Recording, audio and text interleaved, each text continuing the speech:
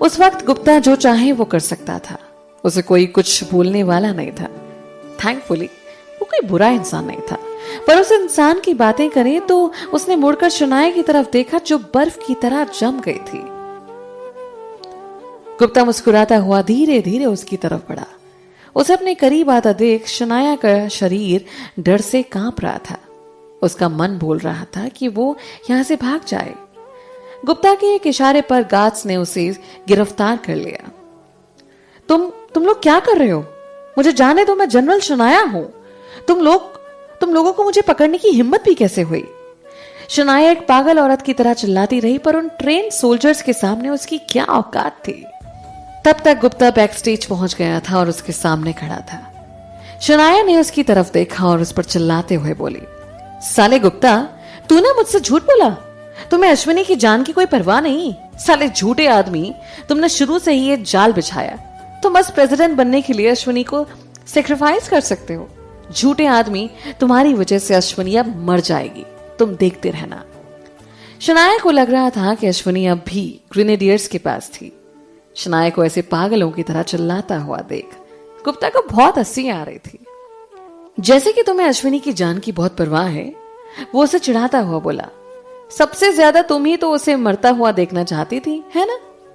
शनाया उस पर भड़कते हुए बोली, तुम मुझे लेक्चर देने के लायक नहीं हो। तुमने मुझे ये बोलकर फंसाया कि तुम्हें उसकी जान की कितनी परवाह है, पर तुम तो अब सिर्फ प्रेसिडेंट बनने के लिए उसे अपने हाथों से मारने तक को तैयार हो गए। कैसे पति हो तुम? किस तरह के आदमी हो तुम, जो ये सब पाने के लिए अपनी बीवी को भी दांव पर लगा सकता है? तुम प्रेसिडेंट बनने के लायक ही नहीं हो। तुम इस देश को चलाने के लायक नहीं हो। मैं तुम्हारा घिनौना चेहरा पूरी दुनिया के सामने लाकर रख दूंगी और सबको बता दूंगी कि तुम कितने घटिया इंसान हो। शनाया का उससे बचने का अभी सिर्फ यही तरीका था। अभी उसकी जिंदगी इस पर टिकी थी, जो कहीं ना कहीं सच भी था। हालांकि गुप्ता के अगले सेंटेंस ने उसकी सारी उम्मीदें तोड़ दी थी। क्या तुम्हें सच में लगता है कि अगर अश्विनी सेफ नहीं होती तो मैं ये सब करता? शनाया ने हैरान होते हुए उसकी तरफ देखा और बोली, क्या कहा तुमने? गुप्ता ने धीरे धीरे उसे जवाब दिया, तुम्हारे लिए एक बहुत बुरी खबर है। अश्विनी बच गई है। उसका हॉस्पिटल में ट्रीटमेंट चल रहा है। ये सुनकर तुम्हें बहुत ही निराशा हुई होगी ना? ये इम्पॉसिबल है। कल रात तक तो वो हॉस्पिटल की रिपोर्ट के हिसाब से वो अब खतरे से बाहर है। क्या ये तुम देखना चाहती हो? फाइनली शनाया को यकीन हो गया था कि अश्विनी बच गई है, पर इसने ग्रेनेडियर्स के मेन बेस को कब ढूंढा, ये सब कब प्लान किया और अश्विनी को कब बचाया? शनाया को कोई आइडिया नहीं था कि उसके पीठ पीछे ये सब हो रहा था। डर के मारे उसका पूरा शरीर कांप रहा था। उसे तो लगा था कि सब कुछ उसके कंट्रोल में था। जब तक अश्विनी उनके पास थी, गुप्ता उनकी कठपुतली होगा, पर कौन जानता था कि खेल तो उसके साथ खेला जा रहा था। गुप्ता ने अंधेरे में ही सब कर लिया था, और इससे डरावनी तो ये चीज थी कि वो कभी पकड़ा ही नहीं गया। उन्हें कुछ खबर ही नहीं हुई। अब जब ग्रेनेडियर्स खत्म हो गया था तो उसकी बारी थी। उसे लगा था कि उसे पूरी दुनिया मिलने वाली थी, पर अब वो अपना सब कुछ हार चुकी थी। शनाया का चेहरा सफेद पड़ गया था, जैसे उसकी आत्मा उसके शरीर से बाहर निकल गई हो। गुप्ता उसका बहुत तमाशा देख चुका था। तभी उसने ऑर्डर दिया, इस देश की सेफ्टी को नुकसान पहुंचाने में जनरल शनाया ग्रेनेडियर्स से मिली हुई थी। इसे अभी गिरफ्तार कर लो। हम इसे मिलिट्री कोर्ट में देखेंगे। Yes sir. नहीं, मुझे जाने दो। मेरे दादाजी इस देश के प्रेसिडेंट हुआ करते थे। तुम लोग मेरे साथ ऐसे नहीं कर सकते। शनाया फिर से कोशिश करने लगी, पर वो गुनहगार साबित हो चुकी थी। इसलिए वो अपने जजमेंट का इंतजार करने के अलावा और कुछ नहीं कर सकती थी। ग्रेनेडियर्स अब पूरी तरह खत्म हो चुका था। तान्या की वजह से ग्रेनेडियर्स के सारे इलेक्ट्रॉनिक सिस्टम को डिसेबल कर दिया गया था। मिलिट्री आसानी से उस बेस में घुस गई थी। तूफान की तरह उन्होंने सारे टेररिस्ट को खत्म कर दिया था। एक कमांडर लीडर की तरह आदित्य सब कुछ खत्म करने में पूरी मेहनत कर रहा था। जो भी सरेंडर करने से मना कर रहा था, उसे वहीं शूट किया जा रहा था। इतने स्ट्रांग दुश्मन का सामना कर वो बेस जल्द ही खत्म हो गया था। तान्या के ग्रुप ने बहुत बड़ी जीत हासिल कर ली थी। उन्होंने ये सब सिर्फ आधे दिन में कर दिखाया था, और जब ये हुआ लगभग पूरा देश चिल्ला रहा था। पुनीत और बाकी सब लोग खुशी के मारे नाच रहे थे। पुनीत जितना तेज चिल्ला सकता था इतनी जोर से चिल्ला रहा था, हम जीत गए, ग्रेनेडियर्स खत्म हो गया, हम जीत गए। उसे ये सब सपने जैसा लग रहा था। आलिया भी बहुत खुशी से बोली, मैंने तो उम्मीद ही छोड़ दी थी कि इस देश में कभी शांति भी आएगी। बिल्कुल, ग्रेनेडियर्स को खत्म करने के बाद उन्होंने कीनिया देश में एक पीसफुल जिंदगी की उम्मीद जगा दी थी। अभी भी बहुत सारे इलीगल ऑर्गेनाइजेशन थे, पर उनमें सबसे खतरनाक को खत्म करके उन्होंने ये साबित कर दिया कि बाकी सबको खत्म करना बहुत ही आसान होगा। ग्रेनेडियर्स को खत्म करके वो आधी बाजी जीत चुके थे। अब जब तक कीनिया देश एक साथ मिलकर काम करेगा तो एक पीसफुल लाइफ उनका सपना बनकर नहीं रहने वाले थी। ये कीनिया के लोगों के लिए बहुत बड़ी जीत थी जो लड़ाई से थक चुके थे। और जैसे कि गुप्ता इस ऑपरेशन का चेहरा था, उन्होंने इस जीत का सारा क्रेडिट उसे ही दिया था। वो इन सब के पीछे बाकी लोगों को नहीं जानते थे। ऑनलाइन आती गुप्ता के बारे में खबर को देखकर पुनीत उससे बिल्कुल नाराज होते हुए बोला, ये रिपोर्टर्स कुछ नहीं जानते, इस ऑपरेशन में सबसे बड़ा हाथ तान्या का है। आलिया भी उसके पीछे पीछे बोली, सही कहा, अगर तान्या नहीं होती ना तो वो लोग इतनी आसानी से ग्रेनेडियर्स को खत्म नहीं कर पाते। तभी ऋषि ने भी उनसे कहा, मिस्टर ओबेरॉय का कंट्रीब्यूशन भी कुछ कम नहीं था। बिल्कुल, तान्या और आदित्य दोनों ने मिलकर ही इस ऑपरेशन को सफल बनाया था। हालांकि इसके बारे में बाकी लोग नहीं जानते थे। तान्या जो अभी भी ग्रेनेडियर्स की इंफॉर्मेशन के बारे में ही चेक कर रही थी, उसने उन लोगों को सुना और प्यार से जवाब देते हुए बोली, हमें कोई क्रेडिट नहीं चाहिए, गुप्ता से हमारी यही डील हुई थी। इसका सारा क्रेडिट गुप्ता को मिलेगा और उन्हें प्रवीण के खिलाफ सबूत। आलिया इस बात से नाराज होते हुए बोली, तान्या सच में सबसे ज्यादा अच्छी है। उसे नाम और शोहरत की कोई परवाह नहीं थी, उसे इनमें से कुछ नहीं चाहिए था। हालांकि उसकी इसी आदत की वजह से लोग उसे इम्प्रेस करने में लगे रहते थे। वो अपने आसपास सभी लोगों को इम्प्रेस कर ही देती थी। उसे बाकी लोग अप्रिशिएट करना और उनके पास जो भी है उसकी वैल्यू करना सीखते थे। इन सब ने पुनीत के पहले वाली सोच को भी बदल दिया। क्या हमें अभी भी जाकर क्रेडिट मांगना चाहिए? ये सुनने में बहुत अजीब सा लग रहा है। तभी अजीत बीच में बोला, शायद हम जाकर एक नौकरी मांग सकते हैं। ऋषि भी उसके पीछे पीछे बोला, शायद हम मिलिट्री ज्वाइन कर सकते हैं। उसी वक्त पुनीत सर हिलाते हुए बोला, मुझे ये सब नहीं पसंद, सोल्जर बनने पर बहुत सारे रूल्स फॉलो करने पड़ते हैं। तभी आलिया भी बीच में बोली, तो हम उनसे कुछ नहीं मांगेंगे। उनके पास कुछ नहीं था, इसलिए उन्हें सच में उससे कुछ नहीं चाहिए था। वैसे तान्या जिसका इसमें सबसे बड़ा हाथ था, जब वो ही जानकर कोई रिवॉर्ड नहीं मांग रही तो उनके लिए तो ऐसा करना बहुत अजीब ही लगता। तान्या ने उनकी तरफ बड़ी प्यार से देखा और बोली, तुम लोग सपने में भी नहीं सोच सकते शायद तुम्हें वो सब मिल जाए। आलिया जानना चाहती थी क्या और क्यों। इससे पहले कि तान्या उन्हें कुछ समझाती, अचानक आदित्य अंदर आ गया। उसने बहुत सिंपल सी मिलिट्री यूनिफॉर्म और बूट्स पहन रखे थे। वो एक असली सोल्जर की तरह लग रहा था। जब वो अंदर आया तो सब उसे ऐसे ही देख रहे थे। उसने इस ऑपरेशन के लिए ही अपना ये लुक बदला था। उसके लिए हैरानी वाली बात थी कि इस आउटफिट में एक असली सोल्जर की तरह स्ट्रांग और वो पावरफुल लग रहा था। अगर उसने बिजनेस की जगह मिलिट्री ज्वाइन की होती तो वो गुप्ता की तरह ही बहुत हाई रैंक पर होता और उस दिन वो बाकी सोल्जर्स को ऐसे ही कमांड दे रहा होता जैसे उसे इन सब का बहुत एक्सपीरियंस हो। उसकी काबिलियत देखकर पुनीत का ग्रुप बहुत हैरान था, जो मन ही मन बड़बड़ा रहे थे, क्या ये आदमी हर चीज में कुछ ज्यादा ही काबिल नहीं है? क्या इसका बिजनेस और मिलिट्री दोनों ही फील्ड में इतना अच्छा होना जरूरी है? ये बात सिर्फ तान्या जानती थी कि उसका ये टैलेंट उसे अपने परिवार से मिला था। आखिर आदित्य के दादाजी राजवीर ओबेरॉय बहुत ही इज्जतदार मिलिट्री जनरल हुआ करते थे, पर इन सब के बावजूद उसे ये बात माननी पड़ रही थी कि वो उस आउटफिट में बहुत ही ज्यादा हैंडसम लग रहा था। आदित्य ने तान्या की आंखों में अपने लिए वो थोड़ी देर का अट्रैक्शन नोटिस नहीं किया और अंदर आते ही उससे बोला, मेरे साथ आओ। तान्या ने उससे कुछ नहीं पूछा और खड़ी होकर उनके साथ चल दी। बाहर एक बड़ी सी हाई टेक्नोलॉजी वाली कार खड़ी थी। उसने उसे उसमें बिठाया और वो गुप्ता के घर से निकल लिए। फाइनली तान्या ने उससे पूछा, हम जा कहां रहे हैं? आदित्य जो गाड़ी चला रहा था उसने उसे जवाब दिया, हम ग्रेनेडियर्स के बेस जा रहे हैं, मुझे वहां कुछ मिला है। क्या? एक एनर्जी क्रिस्टल? तान्या हैरान हो गई थी। ग्रेनेडियर्स के पास वो क्यों होगा? क्या इसलिए वो प्रवीण एनर्जी क्रिस्टल के बारे में जानता था? तान्या एक्साइटेड हो गई थी क्योंकि उन्हें एक बहुत बड़े राज के बारे में पता चलने वाला था। बेस को पूरी तरह तक ओवर कर दिया गया था। एंट्रेंस के बाहर बहुत सारे सोल्जर्स खड़े थे। वो आदित्य से मिले और उन्होंने उसे अंदर जाने दिया। जब तान्या खुद अंदर गई तो फाइनली उसे एहसास हुआ कि वो सच में कितना बड़ा था। वहां बेस्ट इक्विपमेंट्स थे। वो एक मूवी सेट की तरह लग रहा था। हालांकि वहां बहुत सी गोलियां चली थी, पर फिर भी अंदर की दीवारें सही कंडीशन में थी। वहां अगर कुछ था तो बस उन दीवारों पर खून के धब्बे थे। लाशों को पहले से ही वहां से हटा दिया गया था।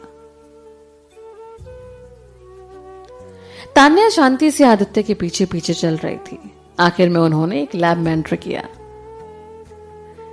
अंदर जाने के बाद तान्या ने देखा कि उस लैब के बीचों बीच एक ट्रांसपेरेंट बड़ा सा बॉक्स टाइप बना हुआ था।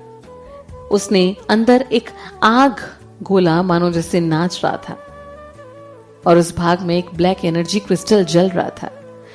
आदित्य उसे आगे लेकर गया और उस क्रिस्टल को ऑब्जर्व करते हुए बोला, जिन लोगों को यहां पर पकड़ कर रखा गया था, मैंने उन लोगों से इस बारे में पूछा। उन्होंने बताया कि यह चीज बहुत टाइम से यहां जल रही है। तान्या ये जानना चाहती थी कि कितने टाइम से कम कुछ महीनों से। तो तान्या फिर हैरान हो गई। वो वहां एनर्जी क्रिस्टल को जलते हुए देखे जा रही थी और तभी उसे एहसास हुआ कि उसकी साइज बिल्कुल भी कम नहीं हुई थी। किस तरह की चीज महीनों तक कंटिन्यू जल सकती थी? इसलिए वो सच में कुछ अलग ही मेटल था। तभी आदित्य ने कहा, इससे साबित होता है कि मेटल सच में एक एनर्जी रिसोर्स है, पर मैंने कभी नहीं सोचा था कि इसकी एनर्जी इतनी अनलिमिटेड होगी। उन्होंने पहले ही इसका अंदाजा लगा लिया था कि एक यूनिक एनर्जी सोर्स होगा, पर उन्हें यह उम्मीद नहीं थी कि इसकी एनर्जी अनलिमिटेड होगी। उसके कंपैरिजन में बाकी एनर्जी रिसोर्सेज जैसे पेट्रोल, नेचुरल गैस, फ्यूल, ये सब जल्द ही खत्म हो जाते हैं। अगर दुनिया में सच में कोई ऐसा एनर्जी सोर्स होता तो वो बिना खत्म हुए अनलिमिटेड एनर्जी प्रोवाइड करता और उन्हें इसके बारे में जरूर पता होता, पर उन्होंने पहले कभी ऐसे यूनिक मेटल के बारे में कभी सुना नहीं था। तभी तान्या ने पूछा, ये ग्रेनेडियर्स के हाथ कैसे लगा? आदित्य अपना सर हिलाता हुआ बोला, मुझे इसके बारे में कुछ नहीं पता और उन लोगों के पास भी इसका कोई जवाब नहीं था। वो लोग बस इतना जानते थे कि ये चीज बहुत ही ज्यादा इंपॉर्टेंट है और दुनिया में कई जगह पर है, इसलिए वो लोग इसे ढूंढने की पूरी कोशिश कर रहे थे। पर अफसोस, उनका लीडर भागने में कामयाब हो गया, नहीं तो हम इसके बारे में बहुत कुछ और भी पता लगा सकते थे। आदित्य ने एक लंबी सांस ली और बोला, और हाँ, ये लोग ह्यूमन एक्सपेरिमेंटेशन भी कर रहे थे। ये सुनकर तान्या बिल्कुल हैरान नहीं हुई। उसने कहा, ये मैं जानती हूं, पर तुम्हें यह नहीं पता है कि ये लोग वो एक्सपेरिमेंट सिर्फ एक ही इंसान पर कर रहे थे। चलो मेरे साथ। इतना बोलकर आदित्य उसे खींचकर दूसरी लैब में ले गया। वहां इतनी सारी लैब्स देखकर एक बार फिर इस बात का एहसास हो रहा था कि वो लैब वाकई कितनी बड़ी थी। अपनी मंजिल तक पहुंचने में उन्हें काफी देर लग गई। वो जिस लैब की तरफ जा रहे थे वो लैब वही थी जो तान्या ने कैमरा फुटेज में देखी थी। और जैसा कि उसे उम्मीद थी, उस लैब के बीचों बीच एक औरत पड़ी हुई थी। उसकी आंखें अभी भी बंद थीं और उसका शरीर बिल्कुल भी नहीं हिल रहा था। ऐसा लग रहा था जैसे वो ऑलरेडी मर चुकी थी। हालांकि वो जिस मशीन से कनेक्टेड थी वो कुछ और ही दिखा रही थी। उसके हिसाब से उसकी धड़कन अभी भी चल रही थी। आदित्य ने उसे बताया, मैंने यहाँ का सारा डेटा चेक कर लिया है, वो सब लोग इसी के बारे में हैं। उन लोगों ने भी ये कंफर्म किया था कि वो लोग सालों से इसे स्टडी कर रहे थे। तान्या ने डर के साथ उसकी तरफ देखकर कहा, ये सालों से यहां पर है? हाँ, सही कहा। आदित्य सर हिलाते हुए बोला, रिसर्च डेटा के हिसाब से ये औरत आम लोगों से बहुत अलग है। इसका दिमाग बहुत तेज है, इसका मेटाबॉलिज्म भी नॉर्मल से ज्यादा फास्ट है और इसकी एनर्जी भी नॉर्मल नहीं है। तान्या आदित्य के कहने का मतलब समझ गई थी। उसने सीधे उससे पूछा, मतलब ये एक सुपर ह्यूमन है? इसका डेटा तो यही बोल रहा है। बेशक हमें ज्यादा हैरान नहीं होना चाहिए क्योंकि दुनिया में ऐसे कई गॉड गिफ्टेड लोग हैं, पर ये बहुत ही रेयर है। पता नहीं क्यों पर तान्या के दिमाग में सबसे पहले ये आया कि शायद ये एनर्जी क्रिस्टल से रिलेटेड होगी। उसने ये बात आदित्य के साथ शेयर की, पर आदित्य थोड़ी अलग आवाज में उससे बोला, पर तुम ऐसा क्यों कह रही हो? तान्या ने उसकी तरफ देखा और उसे समझाने लगी, क्योंकि मैंने ये रियलाइज किया है कि जिस किसी के पास भी ये एनर्जी क्रिस्टल था वो नॉर्मल नहीं थे। आदित्य को समझ नहीं आ रहा था, पर तान्या उसे फिर समझाते हुए बोली, शायद तुम्हें नहीं पता होगा पर मेरी माँ बहुत इंप्रेसिव औरत थी। आज मुझे जो कुछ भी आता है वो उन्होंने ही सिखाया था। मानवी आहूजा के पापा ने मेमोरी सेल्स क्रिएट किए थे। इनकी काबिलियत इंसान की लिमिट से कहीं ऊपर है और मुझे शक है कि इनके पीछे कुछ ना कुछ तो राज छिपा है। तान्या उसे ये सब बोलती जा रही थी, पर आदित्य को समझ आ गया था कि वो क्या बोलना चाह रहा था। शायद इन लोगों के माँ बाप नॉर्मल इंसान नहीं थे। दूसरे शब्दों में कहें तो वो लोग सुपर ह्यूमन थे। पर ये सब बातें इतनी जल्दी विश्वास करने लायक नहीं थी। पर फिर इस दुनिया में कुछ चीजें ऐसी होती हैं जिनके पीछे का कारण समझाया नहीं जा सकता। इस बात को मानने से मना कौन कर सकता था कि सच में ही सुपर ह्यूमंस नहीं होते? हमें इस औरत को अपने साथ ले जाना चाहिए, आदित्य ने उसी वक्त फैसला करते हुए कहा। आगे कई राज खुलने में ये औरत हमारे काम आ सकती है। तान्या ने भी उसे कहा, और मुझे आपकी सारी इंफॉर्मेशन भी चाहिए।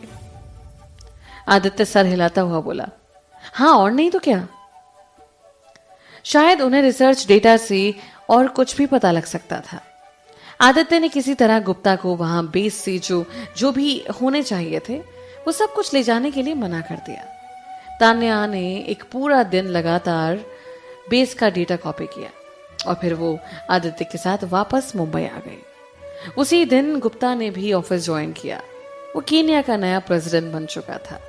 खुराना के एंटीडोट से अश्विनी के शरीर के जहर को खत्म कर दिया गया था, पर उसे पूरी तरह ठीक होने में थोड़ा वक्त लगने वाला था। पुनीत का ग्रुप तान्या से अलग नहीं होना चाहता था, पर उनके पास कोई चारा नहीं था। तान्या ने उन्हें अपने साथ आने के लिए कहा, पर रुद्र ने साफ मना कर दिया था। उसे अभी केन्या में बहुत सारे अपने अधूरे काम पूरे करने हैं और उसके स्टूडेंट्स उसके साथ ही रहना चाहते थे। पर उन लोगों ने उससे वादा किया था कि जब भी उन्हें मौका मिलेगा वो उससे मिलने जरूर आएंगे। इतना ही नहीं, गुप्ता ने तो तान्या को अपनी बहन तक बना लिया था। मतलब तान्या अब तक एक प्रेसिडेंट की बहन थी। उसने ये भी वादा किया कि वो पुनीत के ग्रुप की वैल्यू करेगा। इस वादे के साथ तान्या को अब अपने नए दोस्तों की कोई चिंता नहीं थी। उसने कीनिया में लगभग 1 महीना गुजारा था। जैसे उसके वहां आने का किसी को एहसास नहीं हुआ, उसी तरह जब वो वहां से जा रही थी तो भी किसी को इस बात की खबर नहीं थी। सिर्फ उसके कुछ दोस्त और उसे विदा करने आए थे। गुप्ता सीरियस होकर तान्या से बोला, तान्या, अगर तुम्हें फ्यूचर में कभी भी कोई भी प्रॉब्लम हो तो मुझे बताने में बिल्कुल मत हिचकिचाना। तुमने हमारे लिए जो कुछ भी किया, अश्विनी और मैं हमेशा उसे याद रखेंगे। अब तुम हमारी फैमिली का हिस्सा हो। तान्या हैरान हो गई थी कि गुप्ता उसे बहन मानने वाली बात पर इतना सीरियस था। आखिर वो लोग एक दूसरे को सिर्फ कुछ ही दिनों से जानते थे। हालांकि गुप्ता इस बात को लेकर बहुत सीरियस था, क्योंकि वो जानता था कि वो ऑपरेशन उसकी हेल्प के बिना कभी सक्सेसफुल नहीं हो पाता। तभी तान्या ने उससे कहा, मैं समझती हूं और आप चिंता मत करो, आप दोनों की हमेशा मेरे दिल में एक जगह बनी रहेगी। आलिया भी अपना भारी सा दिल लेकर उससे बोली, तान्या, हमें भी मत भूल जाना। जब भी हम फ्री होंगे, हमें वक्त मिलेगा, हम तुमसे मिलने जरूर आएंगे। पर अगर तुम्हें हमारी किसी भी मदद की जरूरत हो तो हमें बस बोल देना, बोलने में हिचकिचाना मत। पुनीत मुस्कुरा रहा था। वो खुद को संभालने की कोशिश कर रहा था। उसने कहा, हालांकि हम लोग एक दूसरे को कुछ ही टाइम से जानते थे, पर यह मत भूलना कि तुम हमेशा हम में से एक ही रहोगी। तान्या मुस्कुराते हुए उनसे बोले, बिल्कुल, एक्चुअली मैं तुम्हारी मदद की बहुत कदर करती हूँ, इसलिए तुम लोगों को जब भी मेरी मदद चाहिए हो तो प्लीज मेरे पास चले आना। मैं तुम्हारी मदद करने के लिए अपनी पूरी कोशिश करूंगी। ये वादा तान्या तब तक निभाने वाली थी जब तक कि वो जिंदा थी। वो इतनी आसानी से कोई वादा नहीं कर सकती थी, पर जो भी वादे उसने किए थे वो उन्हें जिंदगी भर निभाती थी। तान्या, मैं सच में तुम्हें यहां से जाने नहीं देना चाहती। इतना बोलकर आलिया ने उसे हक कर लिया। शायद ये पहली बार था जब एक स्ट्रांग औरत ने अपनी फीलिंग सबके सामने दिखाई थी। उसकी ज्यादा फीमेल फ्रेंड्स नहीं थी, बस एक तान्या ही थी। तान्या उनमें से बिल्कुल नहीं थी जो अलग होने पर इमोशनल हो जाते थे।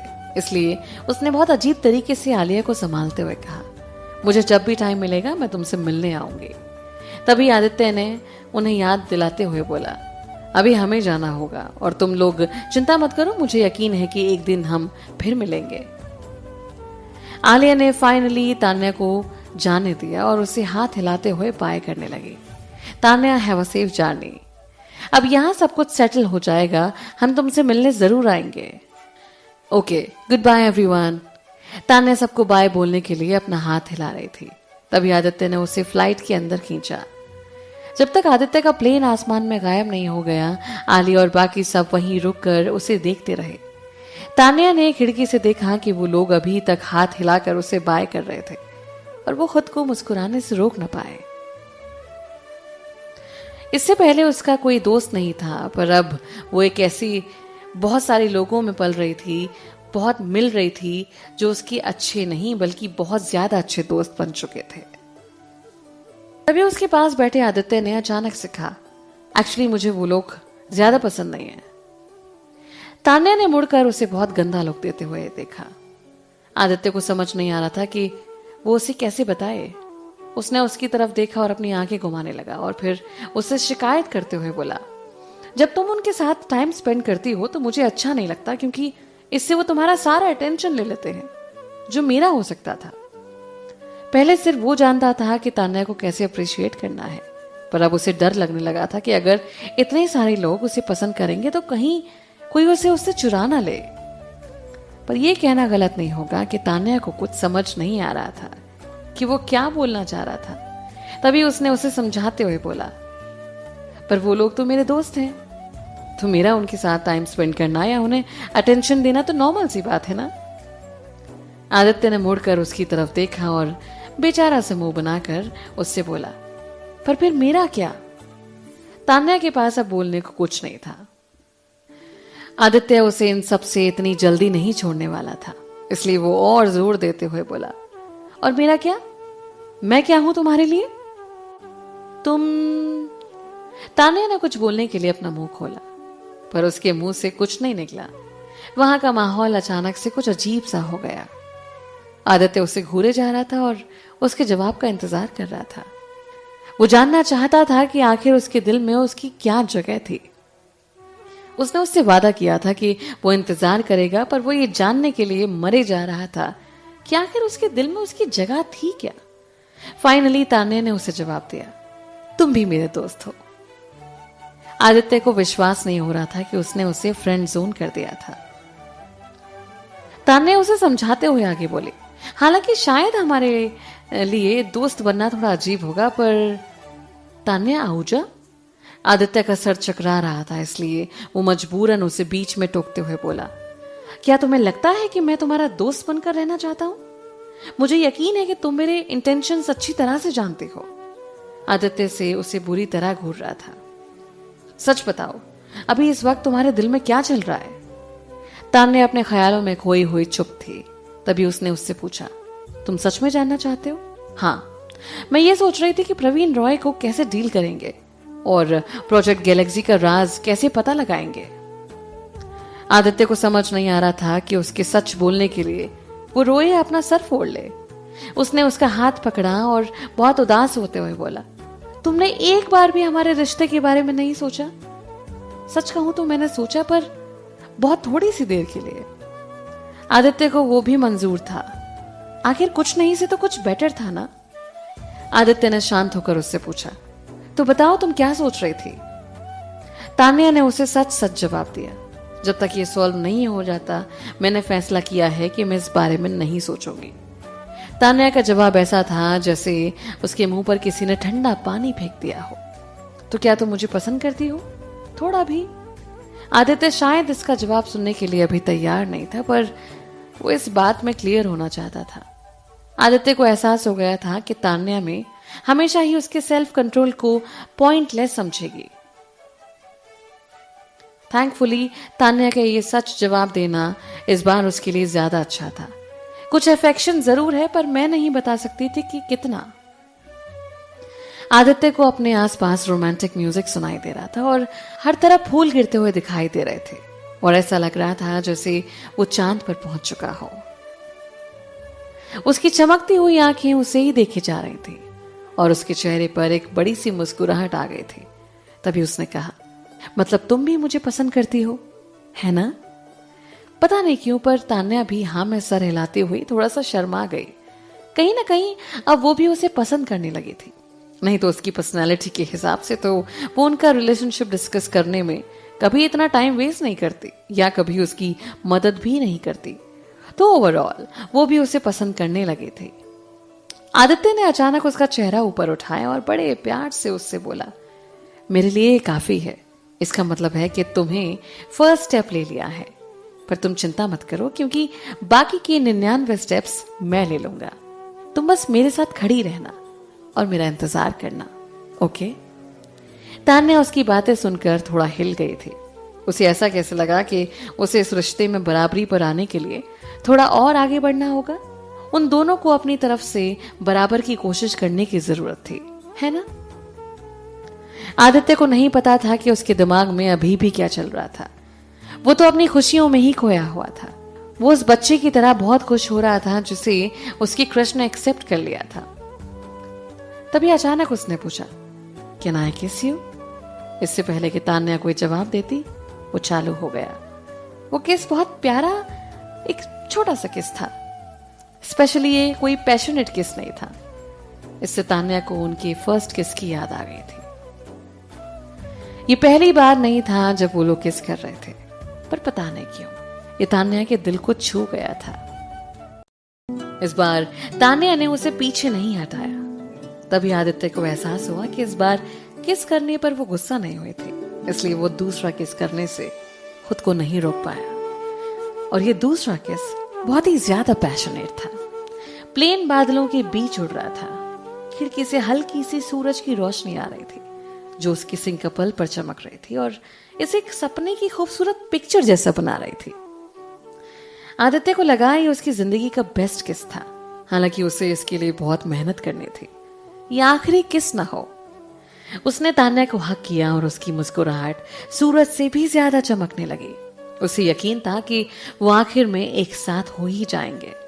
वो ये भी जानता था कि वहां तक पहुंचने का रास्ता बहुत कठिन होगा, पर उसे ये पता था कि जब तक वो लोग साथ काम करते रहे उनके बीच कोई नहीं आ पाएगा। जब आदित्य और तान्या जल्दी वापस लौट रहे थे तब ओबेरॉय परिवार बहुत ही नाजुक हालातों का सामना कर रहा था। जब से तान्या मुंबई छोड़कर गई थी, ओबेरॉय फैमिली पर बहुत ज्यादा प्रेशर था। कानून उन पर एक मुजरिम का साथ देने और उसे भगाने का इल्जाम लगा रहा था, और तभी से उनकी इन्वेस्टिगेशन भी हो रही थी। यहां तक कि राजवीर ओबेरॉय से भी पूछताछ की जा रही थी। हालांकि इसका सबसे ज्यादा असर रोहन पर पड़ा था, क्योंकि तान्या के साथ सबसे ज्यादा इंटरेक्शन उसी से हुआ था। वहीं तान्या को मिलिट्री कैंप में भी लेकर गया था और उसी ने तान्या की बेल भी कराई थी, और फिर उस पर पहले भी मिलिट्री हथियार चुराने का इल्जाम लग गया था। इसलिए सबसे ज्यादा शक उसी पर था और उसे उसकी पोस्ट से भी सस्पेंड कर दिया गया था और अभी वो जेल में था। मिलिट्री कोर्ट के सामने जाने का इंतजार कर रहा था। हालांकि ओबेरॉय फैमिली की पावर की वजह से ही जेल में जाते हुए भी वो लोग उसके साथ कुछ गलत नहीं कर रहे थे। उसकी लॉकअप में उसकी सारी जरूरत की चीजें मौजूद थी और ये कोई होटल रूम से ज्यादा बुरा नहीं था। डिफरेंस इतना था कि यहाँ उसके रूम के बाहर बहुत सारे गार्ड्स थे। जब भी ओबेरॉय फैमिली के किसी मेंबर को उससे मिलना होता तो उन्हें काफी सारे प्रोसीजर्स का सामना करना पड़ता। अब तो उसके पापा को भी सस्पेंड कर दिया गया था। ओबेरॉय फैमिली के हालात बिगड़ते ही जा रहे थे। हालांकि रोहन ने अभी उम्मीद नहीं छोड़ी थी। वो अपनी लॉकअप में रहकर ही डेली बुक्स और न्यूज़पेपर पढ़ रहा था। ऐसा लग रहा था जैसे वो किसी छुट्टी पर हो, और जो चीज उसकी छुट्टी बर्बाद कर रही थी वो थे प्रवीण और रिया कपूर का बार बार वहां पर आना। आज वो लोग वहां फिर आ गए थे। आदित्य को एक छोटे से कॉन्फ्रेंस रूम में ले जाया गया जहां वो दोनों पहले से ही उसका इंतजार कर रहे थे। वो उसी वक्त चिल्लाया और गार्ड से कंप्लेन करते हुए बोला, क्या मैंने बोला नहीं था कि मुझे इन लोगों से नहीं मिलना? गार्ड ने कोई जवाब नहीं दिया और मन ही मन बड़बड़ाने लगा, अब तुम्हें उस बात का हक नहीं है। रिया उस पर भड़कते हुए बोली, रोहन ओबेरॉय, ये केस मुझे दिया गया है, इसलिए तुम्हें कॉपरेट करना होगा। अब तुम वो मेजर ओबेरॉय नहीं रहे, बस एक मामूली से कैदी हो। तभी उसके पीछे से प्रवीण बोला, पर जैसा कि हम लोगों ने कभी साथ में काम किया था, हम तुम्हें ज्यादा परेशान नहीं करेंगे। बैठ जाओ और आराम से बात करते हैं। रोहन एक बार तो ये सोचा कि बस वो मुड़कर वहां से चला जाए, पर उसने ऐसा नहीं किया। वो आराम से वहां चला गया और उनके सामने बैठ गया। उसके चेहरे पर बेइज्जत होने का नामो निशान न था। ठीक है, अगर तुम बात करना चाहते हो तो करते हो, और फिर मेरे पास तो टाइम ही टाइम है। रिया थोड़ी आगे आई और हल्का सा मुस्कुराते हुए बोली, मुझे खुशी है कि तुम हमारे साथ कॉपरेट करने वाले हो। रोहन ओबेरॉय, तुम अच्छी तरह से जानते हो कि हम तुमसे मिलने यहाँ क्यों आए हैं। तुम जल्दी ही मिलिट्री कोर्ट जाने वाले हो, तो ये तुम्हारा आखिरी मौका है। हमारे साथ कॉपरेट करो और तुम्हारी सजा कुछ कम हो जाएगी। तो चलो, हम जो जानना चाहते हैं वो हमें बताओ। रोहन और उसकी झूठी केयर सुनकर खांसने लगा। रिया ने उसकी इस बात का बिल्कुल बुरा नहीं माना और वो एक कैदी के जितना खुद को ना रोक पाई। हालांकि उसकी आवाज थोड़ी और नीचे हो गई थी जब उसने रोहन से कहा, रोहन ओबेरॉय, हमें सच सच बताओ, तान्या आहूजा कहाँ है? ये सवाल वो लोग उससे बहुत बार पूछ चुके थे। शुरू शुरू में रोहन उनसे बोलता था कि उसे नहीं पता, पर इतने बार पूछने के बाद उसने उन्हें जवाब देने से ही मना कर दिया। रिया जानती थी कि वो उनके साथ कॉपरेट नहीं करने वाला था, पर फिर भी वो गुस्सा नहीं हो रही थी, बल्कि उसने फिर उससे प्यार से पूछा, तान्या और तुम दोनों ही मिलिट्री हथियार चुराने के इस इलीगल काम में मिले हुए हो, मैंने सही कहा ना? रोहन चुप रहा। वो उसके जवाब में सिर्फ एक बार खांस दिया। रिया के चेहरे पर भी प्रोफेशनल स्माइल बनी हुई थी। तुमने जानबूझकर तान्या को इस देश से भागने में मदद की क्योंकि तुम्हें डर था कि वो इसके लिए तुम्हें भी बेच देगी। क्या ये सच नहीं है? रिया उसे प्यार से समझाती हुई बोली, रोहन, अगर तुम अपना गुनाह कबूल कर लोगे तो मुझे यकीन है कि जज तुम्हें ज्यादा सजा नहीं देंगे। वैसे अगर तुम अब भी कॉपरेट करने से मना करते रहे तो तुम्हारी सजा बढ़ जाएगी। तुम्हें समझना होगा कि तान्या का उस इलीगल ऑर्गेनाइजेशन से कुछ ना कुछ कनेक्शन है, और अब जैसा कि उसे भागने में तुमने हेल्प की है तो तुम्हें सजा होना तो कंफर्म है। तुम उसके बारे में बताकर ही अपनी सजा कुछ कम कर सकते हो। वो जानता था कि ये रिया कपूर खतरनाक कैरेक्टर है, पर जो हर बार खुद को और शांत करके वहां आती थी, तो फिर वो क्या होगी। रोहन ने घूर कर उसकी तरफ देखा और उससे बोला, बताओ मुझे, तुम्हारी कपूर फैमिली अब क्या प्लान बना रही है? तुम्हारा परिवार आखिर हमसे क्या चाहता है? रिया को बिल्कुल उम्मीद नहीं थी कि वो ऐसा कैसे बोलेगा। उसकी आंखें फड़फड़ाने लगीं और वो थोड़ा सा मुस्कुराते हुए बोला, मुझे लगता है कि मैं तुम्हारे कहने का मतलब नहीं समझ पाई। मुझे ये केस दिया गया था और मेरे यहाँ आने की सिर्फ यही एक वजह है। मुझे तो लगता है कि तुम मुझसे भी ज्यादा यहाँ दिखाई दे रही हो। तभी रोहन की नजर प्रवीण पर पड़ी और वो उनके रिश्ते पर उंगली उठाते हुए बोला, और तुम दोनों अपना ये पहेलियां बनाना बंद कर सकते हो। तुम दोनों एक दूसरे का साथ इसलिए दे रहे हो क्योंकि तुम ओबेरॉय परिवार को बर्बाद करना चाहते हो, है ना? बोला। प्रवीण मुस्कुराता हुआ बोला, ये तुम बिना किसी वजह हम पर इल्जाम लगा रही हो। जिस ऑर्गेनाइजेशन का तुम साथ दे रही हो ना, वो शायद हमारे देश की सेफ्टी के लिए खतरा बन सकता है। मैं यहां सिर्फ इसलिए हूं क्योंकि मुझे यहां आने की ऑर्डर दिया गया था। आखिर पूरी मिलिट्री तुम्हारे केस को बहुत अटेंशन दे रही है। रोहन भड़कता हुआ बोला, पर ऐसा लग रहा है कि तुम्हें इस केस में सबसे ज्यादा दिलचस्पी है। अगर तुम्हें ऐसा ही लगता है तो हम इसमें कुछ नहीं कर सकते, पर अब तुम्हें यह समझना होगा कि अभी क्रिमिनल चार्ज तुम पर लगा है। रिया उससे बड़े प्यार से बोल रही थी, रोहन, मुझे यकीन है कि ओबेरॉय परिवार का इसमें कोई हाथ नहीं होगा। ये उस तान्या का ही आइडिया होगा, तो इसलिए अगर तुम हमें पूरी लोकेशन उसकी बता दो तो हम उसे गिरफ्तार कर लेंगे। तो इसकी पूरी जिम्मेदारी और इल्जाम उस पर आ जाएगा। तुम उस औरत के लिए सारा इल्जाम अपने सर पर क्यों ले रहे हो? तुम्हें नहीं लगता वो इसके लायक नहीं है? तभी रोहन ने उसे जवाब दिया, मैं इस लायक नहीं कि वो मेरे लिए इसका सारा इल्जाम खुद पर ले ले। प्रवीण ने गुस्से से उसे घूरा और उसकी सवाल के जवाब में कहा, रोहन ओबेरॉय, अगर तुम हमें उसका पता बता देते हो तो अब भी चांसेस हैं कि तुम बच जाओ, पर अगर तुमने हमें ये इन्फॉर्मेशन नहीं दी तो तुम पक्का मारे जाओगे। रिया भी सर हिलाते हुए बोली, ये सही बोल रहे हैं, जब तक हम उसे पकड़ नहीं लेते तुम्हें सारा इल्जाम खुद पर लेने की जरूरत नहीं है। तुम्हें जल्दी ही मिलिट्री कोर्ट के सामने लाया जाएगा। तुम्हें खुद को बचाने और बेगुनाह साबित करने का यह आखिरी मौका है। रोहन उसकी बकवास बहुत सुन चुका था, इसलिए उन्हें सरकास्टिकली बोला, बेगुनाह? अगर मैं बेगुनाह साबित हो गया तो और जल्दी मर जाऊंगा। फाइनली रिया को गुस्सा आ गया और उसने अपनी आंखें छोटी करते हुए कहा, तो तुम आखिर तक कानून से लड़ना चाहते हो? रोहन ने मुस्कुराते हुए उसको सही करते हुए कहा, नहीं, मैं आखिर तक तुम लोगों से लेना चाहता हूं। तुम लोग चाहते हो ना कि मैं ये कबूल कर लूं कि इस डील में ओबेरॉय परिवार का भी मैं हूं? इम्पॉसिबल। तुम लोगों की तरह मैं भी कानून अच्छी तरह समझता हूं, जानता हूं। ये मत समझना कि तुम मुझसे कुछ भी बुलवा सकते हो। वो एक मिलिट्री मेजर था। वो बिल्कुल अच्छी तरह से जानता था कि वो लोग उसे फंसा रहे थे। वो रिया और प्रवीण के इस बेकार की कोशिश पर हंस रहा था। तभी रिया जोर जोर से हंसने लगी और बोली, तो तुम्हें लगता है कि हम तुम्हें यहाँ फंसाने आए हैं? अगर तुमने कुछ कबूल नहीं भी किया तो तुम पर ये चार्जेस तो लगेंगे ही, बल्कि तान्या आहूजा के पाप भी तुम्हारे सर आ जाएंगे। क्या उन सब लोगों का बोझ तुम अपने सर पर लेने के लिए तैयार हो? रोहन चिढ़ते हुए बोला, तुम्हें सच में लगता है कि मैं तुम्हारी बात सुनने वाला हूं? उसकी बात सुनकर रिया की मुस्कुराहट धीरे धीरे गायब हो गई और वो बोली, मतलब तुम मर जाओगे पर हमें सच नहीं बताओगे? रोहन चुपचाप उन्हें घूरे जा रहा था। ऐसा लग रहा था जैसे वो मन ही मन प्रवीण पर हंस रहा हो। तभी प्रवीण उससे बोला, रोहन ओबेरॉय, हम लगभग सेम एज के हैं और तुम्हारी शुरुआत मुझसे कहीं ज्यादा अच्छी हुई थी, पर अभी तुम एक कैदी हो और मैं एक फ्लाइंग ड्रैगन यूनिट का लीडर बनने वाला हूं। और तुम ये मत समझना कि तुम बहुत फेल हो चुके हो, इसलिए जिद्दी मत बनो, नहीं तो कहीं और ज्यादा बेइज्जती और फेलियर तुम्हारा इंतजार कर रहा होगा। उनकी बात सुनकर रोहन सीधे उनसे बोला, तुम जैसे लोगों के मुंह से बकवास सुनना ही मेरे लिए सबसे बड़ा फेलियर और बेइज्जती है। इससे बुरा मेरे साथ और क्या हो सकता है?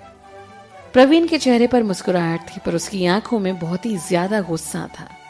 तभी रिया मुस्कुराते हुए बोली, लगता है तुम हमारे साथ कॉपरेट नहीं करने वाले। तभी रोहन चिढ़ते हुए गुस्से में बोला, अभी भी सिर्फ लग ही रहा है। बहुत बढ़िया, अगर तुम अब भी अपनी जिद पर ऐसे ही अड़े रहे हो तो हम तुम्हें परेशान नहीं करेंगे। इतना बोलकर रिया आराम से खड़ी हुई, पर अगले ही पल उसके चेहरे के एक्सप्रेशन बदले और उसने गरम चाय का कप उठाया और रोहन के चेहरे पर एकदम गरम चाय फेंक दी। रोहन बहुत गुस्से में आ गया था। उसने घूरते हुए रिया को देखा और अपने आप को शांत करने की बहुत कोशिश की। वो चाय उसके चेहरे पर टपकती हुई उसे शर्मिंदा कर रही थी। रिया ने वो चाय का कप नीचे पटका और अचानक से उसका एटीट्यूड एकदम बदल गया। वो उसे धमकी देते हुए बोली, तुम्हें अब भी लगता है कि तुम्हारी कोई औकात है? मुझसे इस तरह बात करने से पहले आगे से अपनी तरफ एक बार सोच लेना। और चिंता मत करना, मैं इस बात का अच्छे से ध्यान रखूंगी कि तुम्हारे पूरे परिवार की हालत तुम्हारे जैसी हो। तुम बस इंतजार करो और फिर देखना। फिर रिया ने उसके मुंह पर एक थप्पड़ मारा और वहां से चली गई। प्रवीण भी धीरे से उठा और रोहन के पास आकर खड़ा हो गया। उसने धीरे से उसके कंधे पर रखा हाथ और उससे बोला, जिस दिन तुम्हें कोर्ट ले जाया जाएगा उसी दिन मैं फ्लाइंग ड्रैगन यूनिट का लीडर बनूंगा। तुम्हारे कॉपरेशन के लिए थैंक यू। तुम्हारे बिना मैं इतनी आसानी से नहीं जीत पाता, इसलिए मैं तुम्हें सपोर्ट करने के लिए कोर्ट जरूर आऊंगा। Good luck. फिर उसने एक गंदी सी मुस्कुराहट देते हुए रोहन को देखा और फिर रिया के पीछे पीछे चल दिया। रोहन ने अपने चेहरे से चाय पोंछी और उसे बहुत गुस्सा आ रहा था। तभी वो बड़बड़ाते हुए बोला, तुम घटिया लोगों को जल्दी ही एक करारा थप्पड़ पड़ने वाला है। जेल से निकलने के बाद रिया कार में जाकर बैठ गई। थोड़ी देर में प्रवीण भी उसके पास आकर बैठ गया। रिया अभी तक गुस्से में जल रही थी। तभी वो गुस्से में बोली, लगता है चाहे कुछ भी हो जाए वो हमारा साथ नहीं देने वाला। अगर वो कुछ बोलेगा नहीं तो हमें इन सबका इल्जाम उन लोगों पर कैसे डालेंगे? प्रवीण मुस्कुराते हुए उसे समझाने लगा और बोला, कम से कम हमारे पास इस बात का तो सबूत है ना कि उन्होंने तान्या आहूजा की इन सब मामले में मदद की और यही हमारे लिए काफी है। इतना काफी कैसे हो सकता है? रिया उसकी बात पर साफ मना करते हुए बोली, मैं सिर्फ रोहन ओबेरॉय को ही नहीं बल्कि उसके पूरे परिवार को बर्बाद करना चाहती हूँ। मेरी नजर में एक रोहन ओबेरॉय ही काफी नहीं है। रोहन का बर्बाद होना पूरे ओबेरॉय परिवार का बर्बाद होना है। तुम भी बहुत भूले हो, रिया उस पर भड़कते हुए बोले। ओबेरॉय फैमिली की सबसे बड़ी उम्मीद रोहन नहीं बल्कि आदित्य है। रोहन के बर्बाद होने से पहले ओबेरॉय फैमिली को कुछ फर्क नहीं पड़ेगा। आदित्य की हेल्प से वो लोग फिर से ऊपर तक पहुंच जाएंगे। प्रवीण ने कार स्टार्ट की और उसे जवाब देते हुए बोला, हम और भी कहीं जा सकते हैं क्या? हम लोग उसे ये सब कबूल करने के लिए फोर्स नहीं कर सकते। कर सकते हैं? ऐसा लग रहा था जैसे रिया के दिमाग में कुछ आइडिया आ गया था। तभी वो बोली, ये सब उसके मुंह से कबूल करना जरूरी नहीं है। जब तक ये इलीगल ऑर्गेनाइजेशन वाला उसका क्राइम साबित हो जाता है तो पूरी ओबेरॉय फैमिली बर्बाद हो जाएगी, है ना? प्रवीण ने कंफ्यूज होते हुए उसकी तरफ देखा और बोला, इस बात का उस पर शक है, पर यह शक अभी तक साबित नहीं हुआ है, तो हम इसे साबित करने का कोई ना कोई तरीका ढूंढ लेंगे। ये बोलकर रिया प्रवीण को देखते हुए मुस्कुराने लगी। मुस्कुराहट किसी राक्षस से कम नहीं लग रही।